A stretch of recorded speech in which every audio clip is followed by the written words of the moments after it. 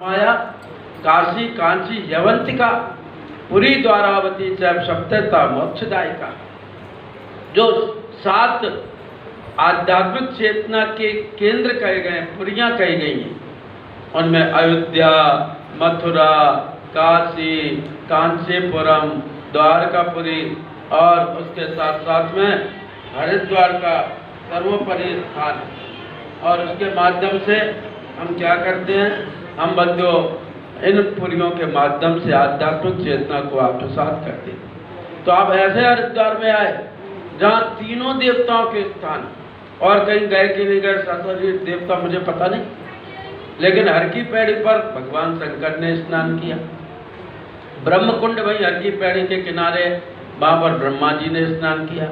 उससे थोड़ा आधा किलोमीटर दूर नारायण चट्टी है, जहाँ पर भगवान श्री हरि नारायण भगवान विष्णु ने बैठ करके तप किया। तो तीनों देवता यहाँ पर पता है। यह सप्तऋषि क्षेत्र है। आप सप्तऋषि क्षेत्र में आए हुए हैं। 7 ऋषि जो हमारे वैदिक ऋषि हैं, वशिष्ठ, विश्वामित्र, अत्रि, भारद्वाज, कश्यप, जमदग्नि और गौतम, इन ऋषियों ने बैठ करके यहाँ पर तप किया। यहाँ पर कोई भी ऐसा ऋषि मुनि महात्मा संत साधु नहीं है जो हरिद्वार में ना आया हो। इसको हरिद्वार भी कहते हैं, HARIDWAR, क्योंकि यहाँ पर बद्रीनाथ जाने का रास्ता है। इसको हरिद्वार भी कहते हैं, HARDWAR, अर्थात हरिद्वार अर्थात हर मतलब भगवान शिव जी के पास केदार नाथ जाने का भी द्वार यही है। यहीं पर सारे ऋषियों ने मुनियों ने तपस्या की। यहीं पर देवताओं ने अपने अनुदान बरसाए। और ऐसे स्थान पर तीर्थ किन्हें कहते हैं, जहाँ कभी हमारे बाप दादों ने, साधुओं ने, महात्माओं ने, हमारे आप्तकाम महापुरुषों ने, भक्तों ने बैठ कर के जप तप भजन कीर्तन कथा वंदन आरती प्रार्थना, या जहाँ पर बैठ कर के स्वाध्याय सत्संग या यज्ञ होम या शुभ कर्म किए होंगे, ऐसे स्थानों को हम क्या कहते हैं, बैठा आप बैठा। तो ऐसे स्थानों को हम क्या कहते हैं, ऐसे स्थानों को तीर्थ कहते हैं। और युग तीर्थ किसे कहते हैं, जहाँ प्राचीन काल में जो होता था वो जिस स्थान पर हो रहा हो वो युग तीर्थ है। आप 2 दिन से आए, 2 दिन से आपने देखा होगा कि यहाँ चाहे मूसलाधार वर्षा आए, चाहे भयंकर गर्मी पड़े, चाहे भीषण ठंडी हो, लेकिन यहाँ 4 बजे का जागरण रुकता नहीं है, 4:30 बजे की आरती रुकती नहीं है, 5 बजे का ध्यान रुकता नहीं है, 6:45 बजे का यज्ञ रुकता नहीं है, 8 साढ़े 8 बजे का सत्संग रुकता नहीं है, 9 बजे का भोजन कभी रुकता नहीं है। आपने देखा होगा कि दोपहर की साधना, सायंकाल की साधना, आरती वंदना सब क्रम से होता है। जो प्राचीन काल में होता था वो इस समय जहाँ जीवंत हो उसको युग तीर्थ कहते हैं। और बंधुओं देखो, मैं क्योंकि तीर्थ चेतना पर बोलने नहीं बैठा, अगर उसको मैं ले लूँगा तो मेरा विषय रह जाएगा।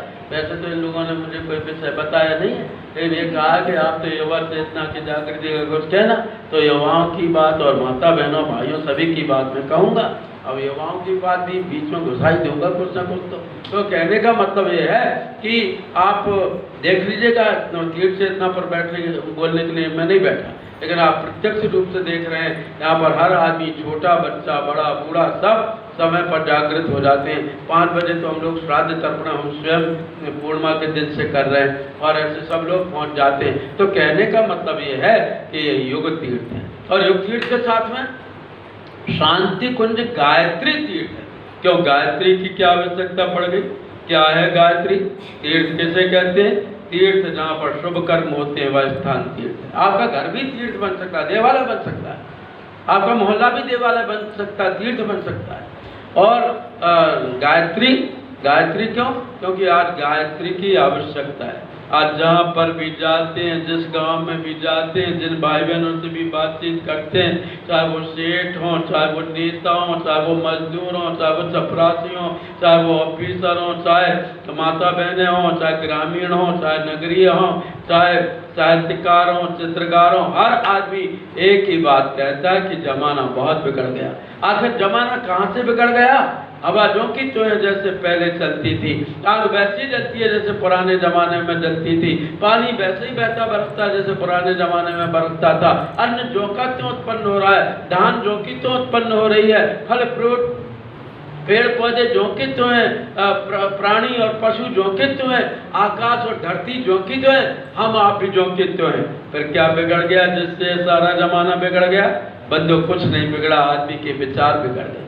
और विचार ही दुनिया की सबसे बड़ी दौलत होती है। विचार कितनी बड़ी दौलत होती है? विचार बिगड़ते तब कल उसका क्या हमास है ना, क्या है वो जिसका आक्रमण हुआ कल, हाँ हमास का दिमाग खराब हो गया, उसने 5000 रॉकेट इजराइल पर छोड़ दिए और इजराइल ने आज उसको नेस्तनाबूद कर दिया। इतना अधिक क्या, उसकी खोपड़ी खराब हो गई थी कि अच्छे भले देश रह रहे हैं, सुख शांति से पूरी आबादी मार दी, तमाम इतनी बड़ी बड़ी बिल्डिंगें गिर रही हैं, 2-2 मिनट के अंदर 10-10, 20-20 मंजिल बिल्डिंगें धराशायी हो रही हैं। उसका दिमाग बिगड़ गया था जो उसने रातों रात इजराइल पर 5000 रॉकेटों से हमला कर दिया और अब वो उसका बदला ले रहा है। 24 घंटे से इतनी भयंकर लड़ाई चल रही है कि हजारों हजार आदमी हताहत हो गए और जो शहर था वो तो पूरे ही नेस्तनाबूद हो गया। विचार बिगड़ते हैं तब हमास और इजराइल जैसा होता है। विचार बिगड़ते हैं तब जो है यूक्रेन और रूस जैसा हाल होता है। विचार बिगड़ते हैं तब अयोध्या में एक रानी के विचार बिगड़े थे। वो रानी कैसी थी? भगवान श्री राम को अपने प्राणों के समान प्रिय समझती थी। और जब मंथरा ने जाकर के कैकेयी से कहा, महारानी जी आपको नहीं है पता कल राम को राज तिलक होने वाला है, तो कैकेयी ने कहा था, मंथरा यदि राम को राज तिलक हो रहा है तो तेरा कलेजा क्यों जल रहा है, तुझे दुख क्यों हो रहा है? क्यों? तू नहीं जानती है? प्राण समान राम प्रिय मोरे, तिन कर तिलक क्षोभ कस्तोरे, मुँह पर करहि प्रतीति विषेखी, मैं कर प्रीत परीक्षा देखी, और राम तिलक जो साचो काली, तो देव मन भावत आली। अरे कैकेयी, अरे मंथरा, यदि राम को राज तिलक हो रहा है तो मैं तुझे मन भावती इनामें दूंगी। इससे बड़ी खुशखबरी और कोई नहीं।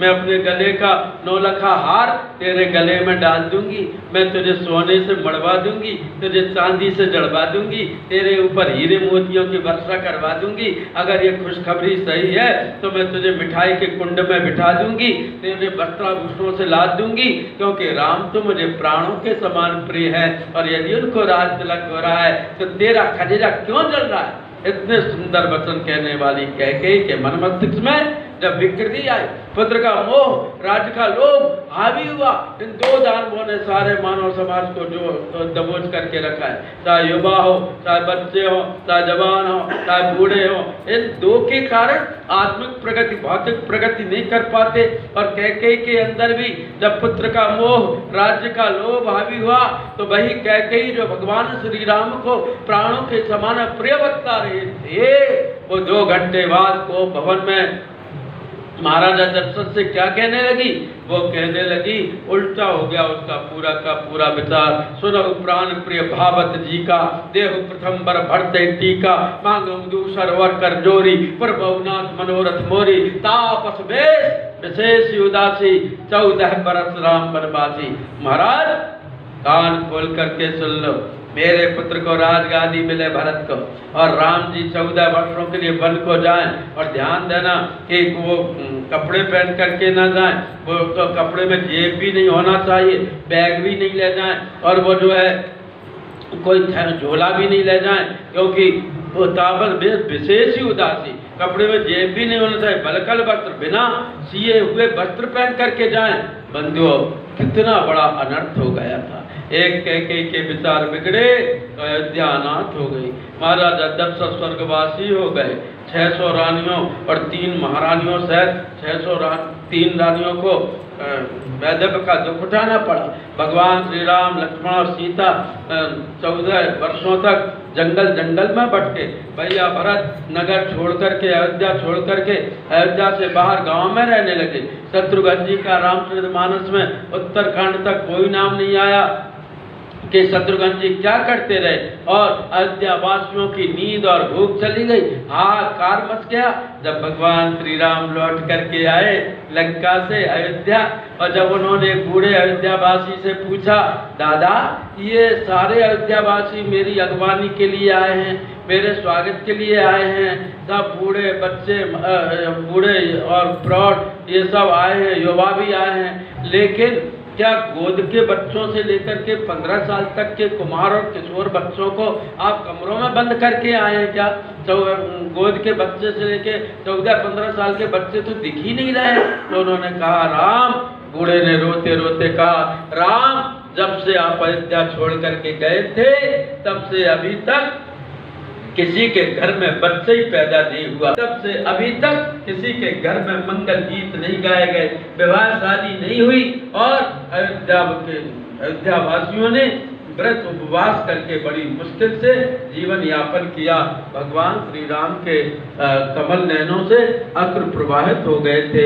बंधु इतना बड़ा अनर्थ हुआ और इतना ही होता तो ठीक था। क्या कहने लगी, महाराज दशरथ, अब प्रातः काल होते होते राम वन को नहीं गए तो मैं आत्महत्या कर लूंगी, तुम्हारी बदनामी हो जाएगी। होत प्रात मुनिवेश धर, जो न राम बन जाए मोर मरण, राहुर अस रब समझो मन माई। प्रातः काल होते होते राम वन को नहीं गए तो मैं आत्महत्या कर लूंगी, डुबकी लगा लूंगी सरयू जी में, मैं जल जाऊंगी, मैं जहर खा लूंगी, मैं मर जाऊंगी। इतनी जिद करके बैठ गई। बंधुओं, ये दो घटनाएं आज सद्बुद्धि के अभाव में, गायत्री के अभाव में, प्राण शक्ति के अभाव में, ये दो घटनाएं देश भर में बहुत तेजी से आत्महत्या। हत्या करने वाला ये नहीं सोचता कि इसकी जवान बीवी होगी या इसके छोटे बच्चे होंगे या बूढ़े माँ बाप होंगे, वो तो चाकू घोंपने में, गोली चलाने में चुटकी जैसा काम करता है।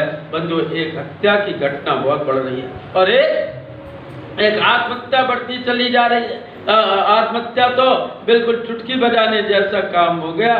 बहू से कुछ कह दो तो जलने तैयार हो जाती है, बेटी से कुछ कह दो तो जहर खाने तैयार हो जाती है, माँ से कुछ कह दो तो नदिया में कूदने तैयार हो जाती है, सास से कुछ कह दो तो तालाब में डूब जाती है, बाप से कुछ कह दो तो रेल की पटरियों पर जा करके बैठ जाता है, जेठ से कुछ कह दो तो दीवार से सिर फोड़ने लगता है, देवर से कुछ कह दो तो पेड़ पर से टपकने तैयार हो जाता है। और ये आत्महत्या तो आज बढ़ती चली जा रही है। लेकिन मैं घोषणा पूर्वक कहता हूँ कि आत्महत्या से बड़ा जघन्य पाप और कोई नहीं, क्योंकि शरीर में रह करके तो टैबलेट खाया जा सकता है, इंजेक्शन लगवाया जा सकता है, ये आपका ये बोतल चढ़वाई जा सकती है, लेकिन बंधुओं, आत्महत्या को तो रौरव नरक मिलता है। भूत पलीत प्रेत पिशाच चुड़ैलनी डांकनी सांकनी की योनि मिलती है। जैसे किसी भी व्यक्ति को अपना मनोबल गिरा करके आत्महत्या का विचार भी नहीं करना चाहिए, लेकिन आज सारे देश भर में यह कौतुक बढ़ता चला जा रहा है। कैकेयी भी कहने लगी कि राम वन को नहीं गए तो मैं मर जाऊंगी। राजा दशरथ कहने लगे, कैकेयी तू कहती है कि राम वन को नहीं गए तो तू मर जाएगी, लेकिन राम वन को चले गए तो मैं मर जाऊंगा। दोनों पति पत्नी में कितना बड़ा विग्रह खड़ा हुआ बंधु, इतना बड़ा विग्रह खड़ा हुआ कि मैं आपको कुछ कह नहीं सकता। परिवार टूट गया, पूरा छिन्न भिन्न हो गया। अयोध्या का चक्रवर्ती सम्राट किस दैन्य अवस्था में पहुंच गया आप सब जानते हैं। राजा दशरथ ने कहा, कैकेयी राम वन को नहीं गए तो तू मरेगी और वन को चले गए तो मैं मर जाऊंगा। और राजा दशरथ ने वचन पूरा करके दिखाया। भय विकल वर्णत इतिहासा, राम बिना दिग जीवन आशा, हा रघुनंदन प्राण प्रीते, तुम बिन जियत बहुत दिन बीते, हा सीता लक्ष्मण हा रघुवर, हा पितुहित त्रातक जलधर। और क्या हुआ, जिय मीन बरबार बिहीना, मणिवन फणिक जिय वर दीना, कहूँ स्वभाव न छल मन माही, जीवन मोर राम बिन नाही। और वह वचन राजा दशरथ ने सत्य कर दिखाया। राम राम कही राम कही, राम राम कही राम, तन पर हरि रघुवर विराय, राव गए सुरधाम। ये मैंने क्या बताया आपको, ये बात बताई कि बंधुओं विचारों की विकृति होती है तो कितना बड़ा उपद्रव समाज के बीच, परिवार के बीच, व्यक्ति के बीच में खड़ा हो जाता है। आपको और सब सारे आंदोलन चलाइए, लेकिन आदमी को सही मार्गदर्शन कराइए। आप युवा शक्ति हैं, आप व्यक्तियों के अंदर सही उनका आत्मबल बढ़ाइए, आप मनोबल बढ़ाइए। युवा शक्ति का एक काम है कि वह खुद दिग्भ्रमित ना हो और दूसरों को दिग्भ्रमित होने से बचाए। इसके लिए बंधुओं मैंने आपको कहा कि आज विचारों की विकृति के कारण एक गायत्री तीर्थ बना है और देव संस्कृति के जागरण के लिए एक गायत्री तीर्थ बना है कि विकृति को हटाया जाए और संस्कृति को जागृत किया जाए, तो सारी दुनिया में वैचारिक क्रांति हो जाएगी। और इसके लिए आपको क्या करना है कि दो चीजों की प्राप्ति हो जाए, सुख और शांति। सुख और शांति की प्राप्ति के लिए आदमी कुछ भी करता है। और सुख शांति किसे कहते हैं बंधुओं? सुख और शांति तो सुख यज्ञ का नाम है, शांति गायत्री का नाम है। गायत्री और यज्ञ को छोड़ करके हम सोचे कि हमको सुख मिल जाए, सुख भौतिक उन्नति का नाम है, शांति आत्मिक शांति का नाम है। लेकिन आदमी दोनों को छोड़ करके पंखा चलेगा दोनों को छोड़कर, और आज आदमी क्या कर रहा है? आज आदमी पूरी तरह से दुखों में पड़ा हुआ है। इसलिए गायत्री को आप सद्ज्ञान के रूप में, सद्ज्ञान से क्या होगा? शांति मिलेगी, और सत्कर्म से क्या होगा? सुख मिलेगा। वाह वाह वाह, आज हमने कितना बढ़िया काम किया। एक आदमी गिर गया था, उसको उठा के अस्पताल में पहुंचाया, क्या सुख मिलेगा। अरे ऐसा होगा, आदमी भटक रहे थे, हमने उसको सही मार्ग बता दिया। अरे बड़ा भूखा था 2 दिन से, हमने उसको भोजन परस करके खिला दिया, तो सुख मिला कि नहीं मिला। और शांति, शांति का मतलब यह है कि जो जितना कोलाहल हो रहा है, जितना आदमी आज दिग्भ्रमित हो रहा है, उसके कारण सारी दुनिया में अशांति बढ़ रही है, उसको दूर करें। तो कैसे होगा? वो गायत्री के माध्यम से। गायत्री कहते हैं, गाय कहते हैं प्राण को, त्री कहते हैं त्राण। जो देवी हमारे प्राणों को त्राण दिला, आज त्राण है। आज युवा शक्ति के पास में पहले जैसी ताकत है, युवाओं में सब कुछ वही है, प्राण दिखाई नहीं देता। युवा 17 साल का लड़का आज 70 साल जैसा बुढ़ा हो गया, और तो और हाथ से उठा करके पानी भी नहीं पीना चाहता। थाली उसको लगी मिल जाए, काम उसको लगा हुआ मिल जाए, उसको जो है तो कोई हाथ ना हिलाना पड़े, उसको कपड़े प्रेस किए हुए मिल जाए, उसको जो है भोजन बना बनाए मिल जाए, और उसको जाने के लिए पिताजी मोटरसाइकिल बढ़िया वाली 1.5 लाख वाली दिलवा दें, स्कूटर अच्छा वाला मिल जाए। और अब स्कूटर मोटरसाइकिल का जमाना गया, अब तो लग्जरी कारें हमारे बाप हमको दिलवा दें, हाथ पैर ना हिलाना पड़े। आज आदमी की प्राण चेतना, युवाओं की प्राण चेतना सूखती चली जा रही है। लेकिन प्राण कहाँ उलझ गए? प्राणों को त्राण दिलाने का मतलब मर जाना नहीं है। त्राण का मतलब है छुटकारा। कैसा छुटकारा? जैसे कोई गाय का बछड़ा घर के आंगन में बंधा हुआ खड़ा हो और दैव योग से खूंटे से उसकी रस्सी निकल जाए, तो गाय का बछड़ा जो पूंछ उठा करके घर के आंगन में उचकता फुदकता है, उसको त्राण कहते हैं। आज हमारा मन रूपी गाय का बछड़ा कितने खूंटों से, कितनी ममता की रस्सियों से बंधा हुआ है, कितने खूंटों से जकड़ा हुआ है। काम, क्रोध, लोभ, मोह, द्वेष, दंभ, भय, ईर्ष्या, असूया, चिंता, कष्ट, कठिनाई, मुसीबत, बीमारियां, परेशानियां, जाने कितना काम, इतने खूंटों से हमारा मन रूपी ये बछड़ा बंधा हुआ है। इस कारण वो बछड़े की सक्रियता दिखाई नहीं दे रही, बछड़े की उचकून दिखाई नहीं दे रही, उसकी खुशी दिखाई नहीं दे रही। आज हमारा युवा, आज हमारी युवा शक्ति भी कई प्रकार के खूंटों से बंधी है। बचपन से याद आता है कि अब बच्चा बड़ा हो गया, चलो खाओ कमाओ, चलो वो खेती पे जाओ, अब ये खरीदने जाओ, वो खरीदने जाओ, इतना जकड़ा हुआ है खूंटों से। और बीमारियां पनप रही हैं, बीमारियों से ज्यादा व्यसन पनप रहे हैं, व्यसन से ज्यादा नशा सिर पर हावी हो रहा है, नशे से ज्यादा कुरीतियों के रस्सियों से बंधा हुआ है, अंधविश्वासों के गड्ढों में गिरा हुआ है। आज की युवा शक्ति का जीवन जागृत यदि कोई कर सकता है तो वो करने वाली चेतना कौन है? वो गायत्री। यदि युवाओं को घर घर जा करके अपने बराबर के साथियों को संकल्प दिलाना चाहिए, 1 माला, 2 माला, 3 माला, गायत्री मंत्र का जाप अवश्य करें। इससे निरंतर आपकी मनस्थिति और परिस्थिति में परिवर्तन होगा। इससे आपके अंदर जो सुषुप्त शक्तियां हैं वो जागृत होंगी, क्योंकि हम मामूली आदमी नहीं है, बल्कि मूलाधार चक्र से लेकर के सहस्रार चक्र तक, अन्नमय कोश से लेकर के आनंदमय कोश तक, कुंडलनी शक्ति से लेकर के और ब्राह्मी चेतना तक हमारे अंदर अक्षुण्ण शक्तियों का विपुल भंडार भरा हुआ पड़ा है। और ये भंडार को खोलने की चाबी कौन सी है? वह है गायत्री साधना। गायत्री साधना के बिना ये हमारी शक्तियां जागृत होंगी नहीं। इसलिए मैंने कहा कि ग कहते हैं प्राण को, त्रि कहते हैं त्राण को। मैं ये तो नहीं कहता कि आप सब या मैं निष्प्राण हैं, आप निष्प्राण नहीं है, लेकिन आज की सारी दुनिया प्राणहीन होती चली जा रही है। प्राणों में जो महानता होना चाहिए थी, प्राणों में जो सुसंस्कारता होना चाहिए थी, प्राणों की जो गरिमा होना चाहिए थी, प्राणों का जो गौरव होना चाहिए था, बंधुओं आज वह हीनता को नीचाई की ओर जा रहा है। अच्छे काम करने में हमको शर्म आ रही है, बुरा कार्य हम सीना तान करके कर रहे हैं, ये हीनता है। इसको बड़प्पन मत समझना, तो महानता हमारे अंदर आए। इस महानता के लिए बंधुओं क्या करना पड़ेगा? आपको प्राणवान बनना पड़ेगा। कैसा प्राणवान? आपके जैसे युवा थे राणा सांगा, उनके शरीर में 80 घाव हो गए थे, लेकिन राणा सांगा ने बाबर जैसे आतताई का ललकारे हुए जो हिंदुस्तान में बाबरी मस्जिद नहीं बना सकता। और बंधुओं बाबर के राणा सांगा के जमाने में बाबर कोई मंदिर नहीं तोड़ सका था। और बंधुओं में आप देखे प्रतीक चिन्हों को मिटाया है तो औरंगजेब ने मिटाया, और बंधुओं राणा प्रताप ने कह दिया था कि हमको घास की रोटी खाना मंजूर है, लेकिन हम तुम्हारे आगे सिर नहीं झुकाएंगे। कितना प्राणवान रहा होगा। मैं छत्रसाल बुंदेला की बात करूं, गुरु गोविंद सिंह की बात करूं, या बंधुओं आपसे चंद्रशेखर आजाद या भगत सिंह की बात करूं, या वो वीरांगना निकल गई थी, मुंह में उसने घोड़े की लगाम दबाई थी, पीठ पर बच्चे को बांधा था, प्राणवान इसको कहते हैं, दोनों हाथों में तलवार ली थी। आजकल तो जो उम्र बच्चों की, बच्चियों की, लड़कियों की शादी की होती है, उस उम्र में वो रणचंडी बन करके निकल गई थी। हर बोल बुंदेले हर बोलों के मुख, हमने सुनी कहानी थी, खूब लड़ी मर्दानी बहतो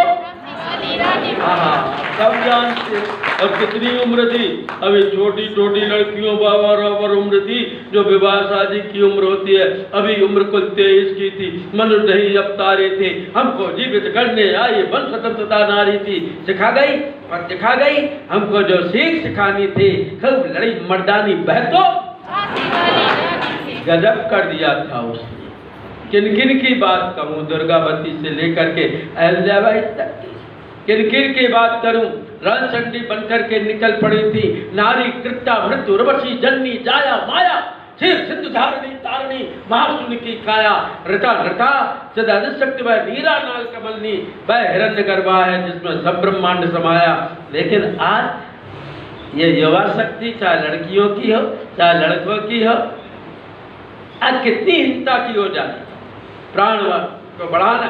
चंद्रशेखर आजाद ने मुंह से मरोड़ते हुए कह दिया था, अंग्रेजों तुम्हारे नापाक हाथ मेरे शरीर को हाथ नहीं लगा सकते, और मेरे मरने के बाद भी तुमको मेरी डेड बॉडी के पास में आने में डर लगेगा। और चंद्रशेखर आजाद जब भी मैं तीर्थराज प्रयाग जाता हूँ तो गंगोत्री में क्या नाम त्रिवेणी में बाद में स्नान करता हूँ, बाद में और दर्शन करता हूँ। मैं पहले कार रोक करके चंद्रशेखर आजाद के पार्क की मिट्टी को अपने माथे पर लगाता हूँ। गजब कर दिया था प्राण शक्ति उसकी। पेड़ के पीछे से एक एक गोली चलाता रहा। अंग्रेजों ने चंद्रशेखर आजाद के शरीर को छलनी कर दिया, और 8 घंटे उनके मरने के बाद, शहादत होने के बाद 8 घंटे तक अंग्रेज अधिकारी डर के मारे उसके बॉडी के पास में पहुंच नहीं पाए। कहीं ये नाटक न कर रहा हो, उठ करके ये क्यों गोली चलाना ना शुरू कर दे, क्योंकि मरने के बाद भी चंद्रशेखर आजाद के हाथ से पिस्तौल छूटी नहीं थी, और हाथ मूछ पर झोंका तो था।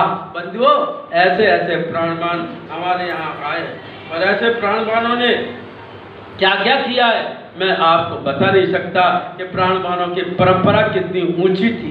भगत सिंह की बात करूं या राम प्रसाद बिस्मिल की बात करूं या आपसे राजगुरु की बात करूं या जो है ऐसे ऐसे हमारे शहीद जो आपकी उम्र के थे और उन्होंने गजब कर दिया। बंधुओं, मैं ऐसे शहीदों की बात कर रहा हूँ, मैं रानी लक्ष्मीबाई की बात कर रहा हूँ। क्यों? गायत्री की बात कर रहा हूँ। क्यों? क्योंकि गायत्री केवल मूर्ति नहीं है, हमारे अंदर की प्राण चेतना का नाम गायत्री है। और गायत्री की बात क्यों बता रहा हूँ आपको? क्योंकि सद्बुद्धि होना जरूरी है। आज तो दुर्बुद्धि इतनी फैली है कि मैं आपको क्या बताऊँ। और दुर्बुद्धि के कारण आदमी अपना भी नुकसान करा देता है, दूसरों का भी नुकसान करा देता है। एक बार उधर बिहार बंगाल से 2 आदमी घूमने के लिए आए हरिद्वार, खूब घूमे फिरे, ऋषिकेश गए।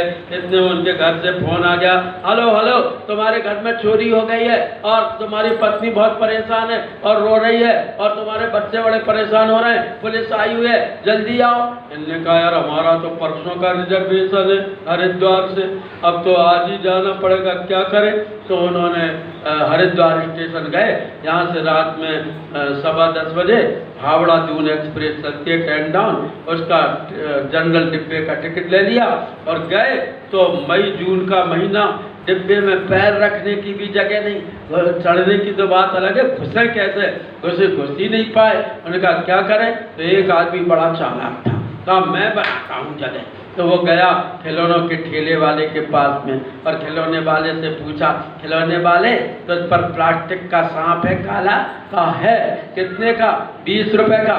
उसने 20 रुपए का चालाक आदमी ने वो सांप लिया और जनरल डिब्बे की बीच की खिड़की पर जा करके सांप को खिड़की में घुसाया और दोनों नीचे से चिल्ला सांप सांप सांप। सारी जनता, सारे यात्री कूद पड़े, डिब्बा खाली हो गया।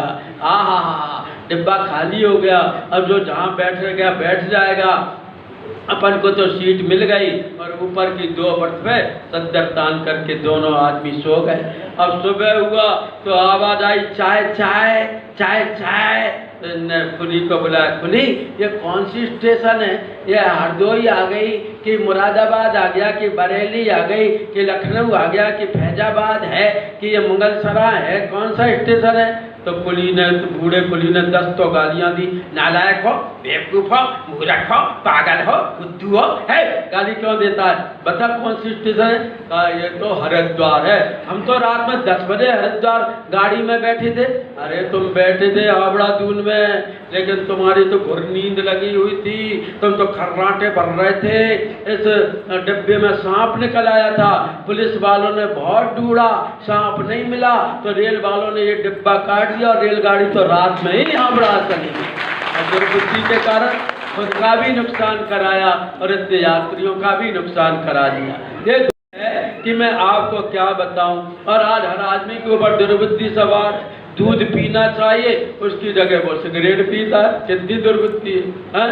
भगवान ने क्या बढ़िया मेवा मिष्ठान, क्या बढ़िया दाल चावल, आहा सुगंधित चावल, अरहर की दाल क्या बढ़िया स्वयं की, और उसकी परवल की सब्जी कितनी बढ़िया बनती है, कितनी बढ़िया मिठाई है, लड्डू पेड़ा इमरती बालूशाही बर्फी घेवर चमचम रसमलाई। लेकिन इसको छोड़ करके आदमी की दुर्बुद्धि है कि मांस खाता है, नॉनवेज खाता है, अंडे खाता है। कैसी दुर्बुद्धि इस आदमी की है? बंद हो रही, दुर्बुद्धि बढ़ती चली जा रही। माता पिता की सेवा करना चाहिए तो माता पिता को तो जो है सताते हैं और जो है दूसरी जगह गुलछर्रे उड़ाते। कहने का मतलब यह है कि आज आदमी पूरी तरह से दिग्भ्रमित हो गया है, इसलिए दुर्बुद्धि उसके ऊपर आवी है। तो दुर्बुद्धि के ऊपर सद्बुद्धि आवी हो, तो इसके लिए क्या करना पड़ेगा? हर युवा भाई बहन को गायत्री का विस्तार चेतना के रूप में करना होगा। और गायत्री क्यों? इसलिए भी गायत्री कि आज युवाओं के अंदर, भाई बहनों के अंदर बहुत अधिक टेंशन है। इतना टेंशन है, सुबह से शाम तक झल्लाते हुए उठते हैं, झल्लाती हुए सोते हैं। बीड़ी सिगरेट दिन भर पीते हैं। दोस्तों की ऐसी कंपनी मिल जाती है कि बस वो दारू पी के घर पर आते हैं और ये सब गुमराह हो रही है हमारी युवा पीढ़ी। तो इसको हटाने के लिए क्या करना पड़ेगा? टेंशन को खत्म करने के लिए क्या करना पड़ेगा? टेंशन को हटाने के लिए मेडिटेशन करना पड़ेगा। और मेडिटेशन का ध्यान किसका करें? सूर्य का। और सूर्य के साथ में जप मंत्र किसका करें? गायत्री का। तो गायत्री के जप के द्वारा, मेडिटेशन के द्वारा हमारा टेंशन दूर होगा। कैसा टेंशन? आज इतना टेंशन है आदमी के अंदर कि रूमाल गिर जाता तो टेंशन हो जाता है, अब लो मेरा रूमाल गिर गया। अब फोन लगाया चार्ज करने के लिए और स्विच ऑफ करना भूल गए, ऑन करना भूल गए। जब ऑफिस चले तो देखा फोन खाली का खाली, तो गुस्सा घर पर उतार के जाएगा। भूल तूने की है और गुस्सा घर पे उतार के जा रहा है, वहाँ जो है ऑफिस में उतार रहा है। तो क्या कोई अगर परिचित आदमी घर बाजार में मिल जाए और परिचित अगर नमस्ते ना करे तो टेंशन हो जाता है, देखो पास से निकल गया और मुझे राम राम भी नहीं कहा, नमस्ते भी नहीं किया। और कोई अपरिचित आदमी नमस्ते कर ले तो भी यार टेंशन हो जाता है, कौन था यार ये जिसने नमस्ते किया, तो अभी टेंशन। इतना टेंशन इस आदमी के अंदर है। बाजार में गया, मैडम ने कहा अच्छी अच्छी सब्जी लेकर के आना, लेकिन सड़े पिलपिले टमाटर, लेट हो गए, 12 बज गए सब्जी लेने के लिए जाने के लिए। और जो है खराब से बैगन और वैसे के अरबी, वैसे जो सूखी भाजी मिली तो टेंशन हो जाता है। और मैडम लाल आंखें की घर पे खड़ी हो गई, क्या करें, बड़ा टेंशन हो जाता है। और ये टेंशन हो भी जाता है, टेंशन देता भी। ये माता बहने सुबह से शाम तक टेंशन के सिवा और किसी में जीत ही नहीं। सुबह उठेंगे वैसे प्लानिंग होने लगती है, आज नाश्ते में क्या बनेगा, खाना क्या बनाना है, अरे आज तो वो हमारे नंदोई आने वाले हैं तो कुछ हल्का पूरी बना गई। टेंशन शुरू हुई सुबह से। अरे बच्चे को नहलाया नहीं, स्कूल का टाइम हो गया, अरे बच्चे का टिफिन नहीं तैयार हो, अरे बच्चे की यूनिफॉर्म का रिक्शा वाला आ गया देने बाद। और रात शाम के समय पति का फोन आ जाता, हेलो, हाँ मैडम, हाँ बोलो, सुन रही हूँ, बको, क्या बक रहे हो? क्या देखो, शाम 4 बजे मैं ऑफिस से आऊँगा, 4 दोस्त भी मेरे साथ में आएंगे, तो थोड़ा पकौड़े बनाने का सामान तैयार रखना। अब बेचारी वो कहाँ से हरी मिर्च लाए, कहाँ से आलू प्याज लाए, कहाँ से बेसन लाए, उन्होंने तो ऑर्डर जमा किया। टेंशन, इतना टेंशन होता है इनको। और ये तो अभी बलिया से सब लोग बढ़िया पीली साड़ियाँ, पीले दुपट्टे, बढ़िया चंदन का तिलक लगा के आई। लेकिन ये किसी मैरिज में जाए तब देखो इनका ठसका, इतना टेंशन हो जाता दूसरे को देख कर, है मैं इतनी कीमती साड़ी पहनी, बनारसी साड़ी, मेरे पास तो चंदेरी की भी साड़ी नहीं है। अरे तू तो गोल्डन सिल्क की साड़ी पहनी है। मैंने भी कहा था कि प्योर सिल्क की साड़ी लाना, लेकिन अभी तक नहीं आई। साड़ी देख के टेंशन हो जाता है। और मेकअप देख के तो और भी हो जाता है, बहन तू कौन सी ब्यूटी पार्लर में गई? 2500 में तुम्हारा मेकअप, 2500 में? मेरे तो 4000 लग गया, लेकिन तेरे जैसा तो मेकअप नहीं हुआ। और अगर ये बहने कोई 5 तोले का मंगलसूत्र पहन के जाए और दूसरी 3.5 तोले का पहने, तो 5 वाली साल में से, स्वेटर में से निकाल करके ऐसी खड़ी देखा। और अगर ये अंगूठी पहन के गई और कोई नहीं देख रहा हो तो बफे सिस्टम में ऐसी करके खड़े देखा, प्योर डायमंड की, स्वर्ण गोल्ड की। इतना टेंशन रहता है एक दूसरे को। और देवरानी जेठानी का तो ज़्यादा ही रहता है, नंद भौजाई का कॉम्पिटिशन तो चलता ही रहता है। तो ये टेंशन को कौन दूर करेगा? हमारे मनस्थिति को कौन ठीक करेगा? मनस्थिति को ठीक करने वाली चेतना का नाम गायत्री है। इसलिए गायत्री का जप करो तो ये जो कुछ भी हमारे मन में जो आ जाता है या टेंशन दूर होता हुआ चला जाए। और बंधुओं, गायत्री का जप क्यों? क्योंकि गायत्री आज आदमी के अंदर, आज आदमी दिग्भ्रमित है। जिस बाबा के प्रवचन में चला गया उसी को सही समझने लगता है, जिस कथावाचक का भाषण सुन लिया उसी को सही समझने लगता है। और सब ऐसा वो चल रहा है खेल कि आज आदमी के अंदर अविद्या घर करती चली जा रही है और विद्या की मूर्ति खत्म होती हुई चली जा रही है। इसलिए परम पूज्य गुरुदेव ने गायत्री जहाँ वेद माता है ज्ञान देती है, गायत्री देव माता है दया करती है, गायत्री विष्णु माता है समदर्शिता रखती है, गायत्री कामधेनु है मनोकामनाएं पूरी करती है, गायत्री कल्प वृक्ष है मनोवांछित फल प्रदान करती है, गायत्री अमृत है हमको संजीवनी शक्ति प्रदान करती है, गायत्री तो बंधुओं ब्रह्म विद्या है। लेकिन परम पूज्य गुरुदेव ने आज के जमाने में गायत्री को महाविद्या के रूप में क्यों रखा? क्योंकि 3 विद्याएं हैं हमारे जीवन में, एक विद्या है, एक महाविद्या है, एक अविद्या है। विद्या किसको कहते हैं? विद मतलब जानना, या मतलब जो जानने योग्य, जो आत्मसात करने योग्य वो विद्या है। मुझे बता देना 10 बजे खत्म करना, 10 के बाद और किसी का है कि बंधु आज अविद्या का साम्राज्य आदमी के दिल में। विद्या को बोला मैं कट करता हूँ। विद्या किसको कहते थे? विद्या ददाति विनयम विनयम ददाति पात्रताम पात्रताम धर्मापनोति धना धर्मा तथा सुखम। जो सुख और शांति की जो बात मैंने कही ना, ये सुख शांति की मूल है विद्या। विद्या को भूल गए। और महाविद्या किसको कहते हैं? जो हमारे जीवात्मा का साक्षात्कार परमात्मा से करा दे, उस विभूति का नाम महाविद्या है। लेकिन आज भगवान को कौन जानता है? भगवान की बात करोगे तो सेकुलर नहीं रह पाओगे, संप्रदायवादी बन जाओगे, भगवाधारी कहलाने लगोगे। आजकल कोई भगवान की बात करते नहीं। मैंने एक आदमी से पूछा कि बताओ भगवान निराकार है या साकार? तो कहने लगा दुबे जी कौन सी बात ले बैठे, भगवान ना निराकार है ना साकार है बल्कि बेकार है। बेकार की बात लेकर के बैठ गए। कोई भगवान की बात नहीं करता, और भगवान की कोई बात करे तो लिखा है रपट लोगों ने जाके थाने में, रिपोर्ट लिखा है रपट लोगों ने जाके थाने में कि दुबे जी नाम लेते, अच्छा खींचना जरा, कि दुबे जी नाम लेते हैं खुदा का इस जमाने में। तो ये रिपोर्ट और हो जाएगी। जरा अच्छा खींचो, थोड़ा ऐसा। तो कहने का मतलब ये है कि आज आपके वो रिपोर्ट हो जाएगी। इसलिए भगवान को सब भूल गए, महाविद्या को भूल गए, और अविद्या का सारा वातावरण आज चढ़ा हुआ है। हर क्षेत्र में अविद्या है। धर्म के क्षेत्र में, कर्म के क्षेत्र में, ज्ञान के क्षेत्र में, प्रवचनों के क्षेत्र में।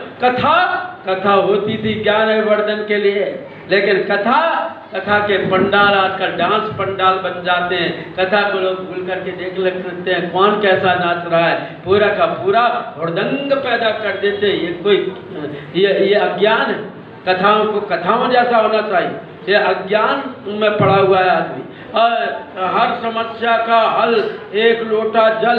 अब ऐसा कर दिया तो फिर आदमी शराब पी के आए और शंकर जी पर लोटा जल चढ़ा दे, सारी समस्या का हल हो जाएगा। ऐसा गुमराह करते हैं ये लोग कि मैं आपको क्या बताऊं। ऐसी बातें कर देते हैं कि भगवान शंकर से ज़्यादा तो कोई सीधा सच्चा है ही नहीं।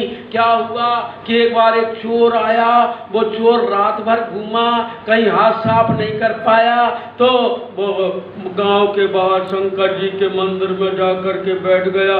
तो उस चोर ने कहा आज मैं कैसे मुहूर्त से निकला, आज मैं कहीं चोरी नहीं कर पाया। इतने में उसको नींद आई, जुमाई आई, तो उसने मुँह करके जुमाई ली, तो शंकर जी के ऊपर उसको तांबे का कलसा लटका हुआ दिखाई दिया।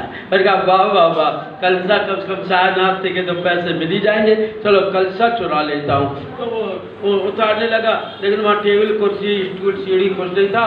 तो कहा कैसे उतारूँ? तो शंकर जी की पिंडी थी, शिवलिंग था बड़ा, कहा इसी पर चढ़ करके उतार लूँ।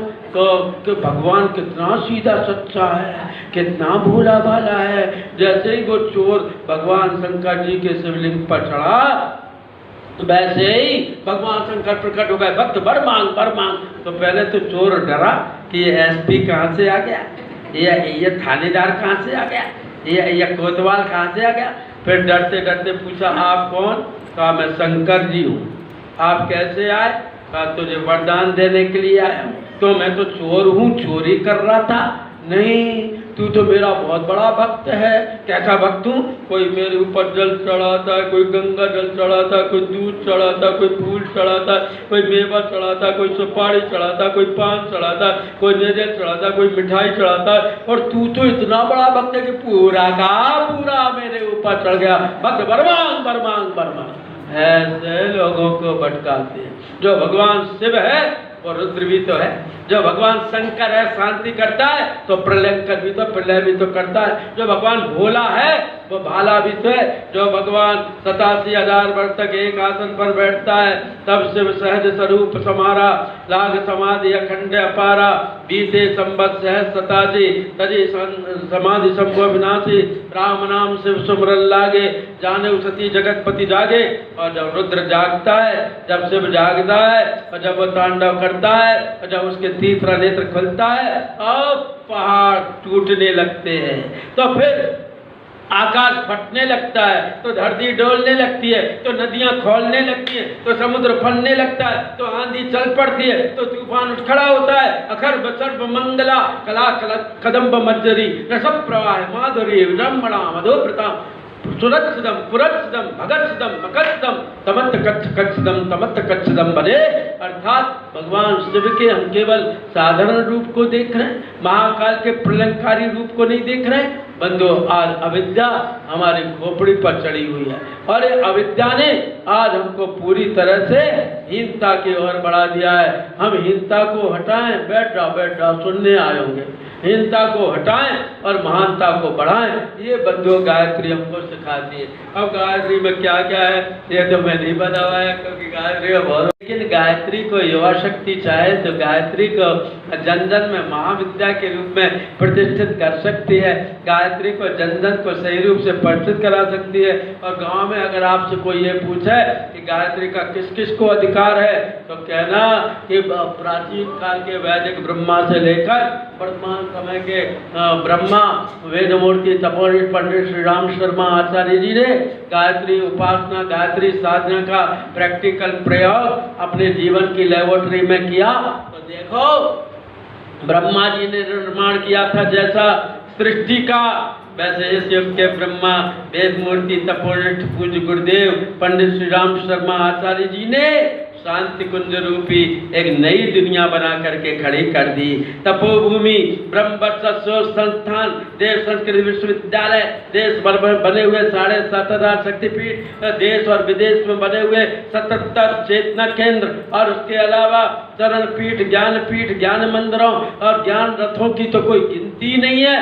बंधु, इतनी बड़ी सृष्टि एक आदमी इतने से कम समय में इतनी बड़ी दुनिया बना सकता है। तो गायत्री का अधिकार किस किस को है?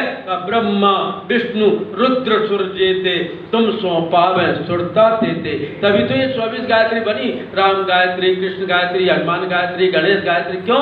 क्योंकि इन्होंने गायत्री साधना करके गायत्री को सिद्ध किया होगा, तभी तो उनकी गायत्री बनी। और कौन कर जप सकता है?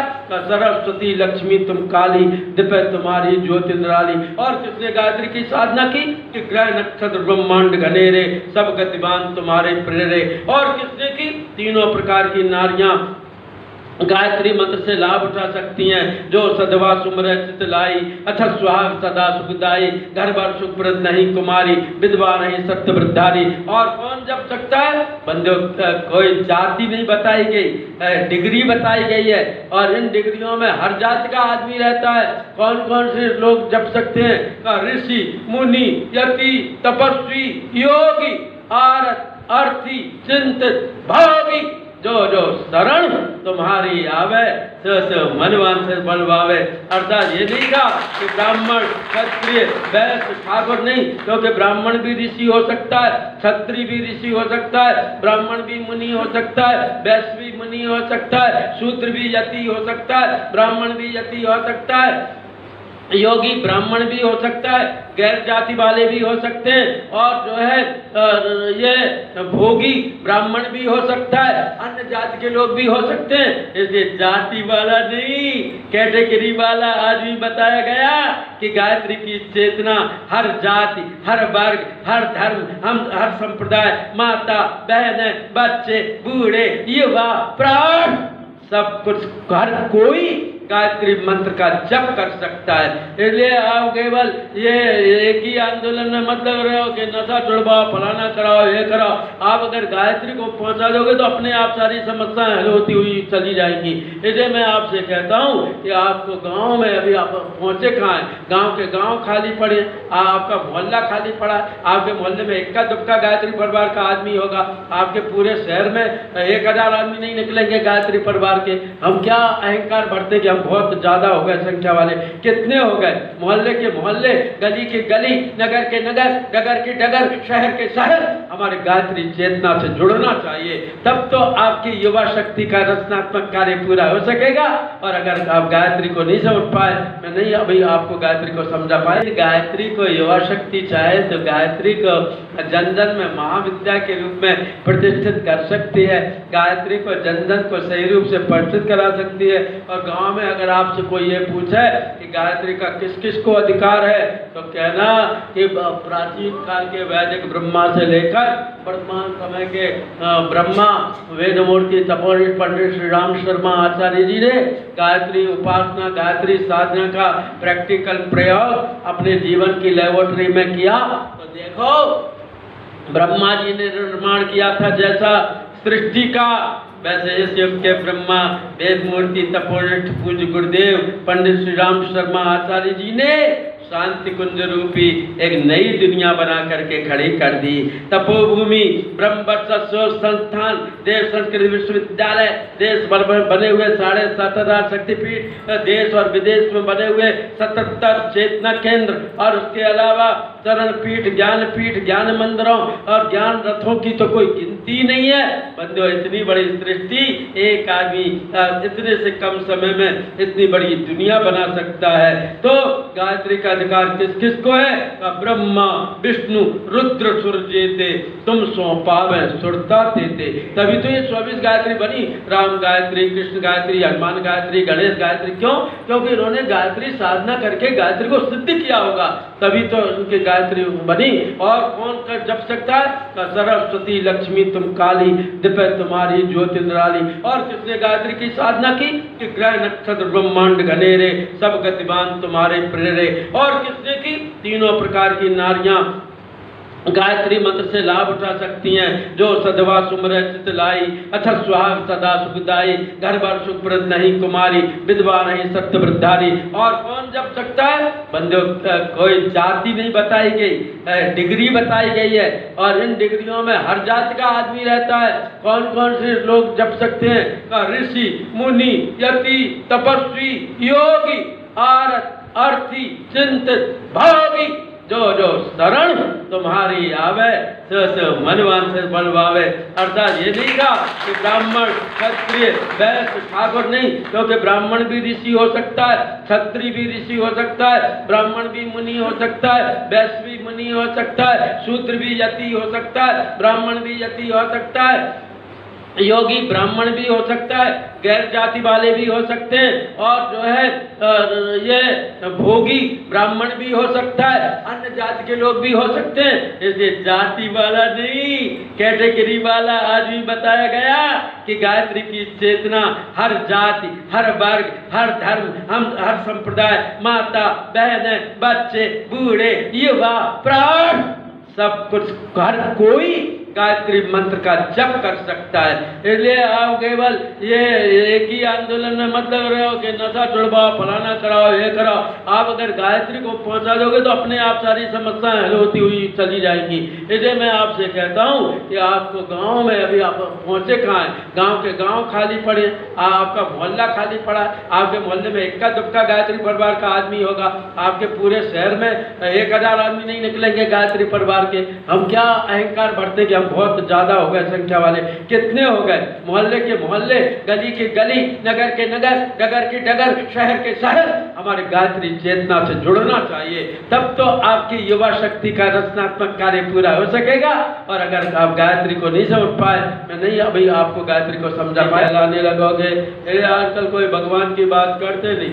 मैंने एक आदमी से पूछा कि बताओ भगवान निराकार है या साकार? तो कहने लगा दुबे जी कौन सी बात ले बैठे, भगवान न निराकार है न साकार है बल्कि बेकार है।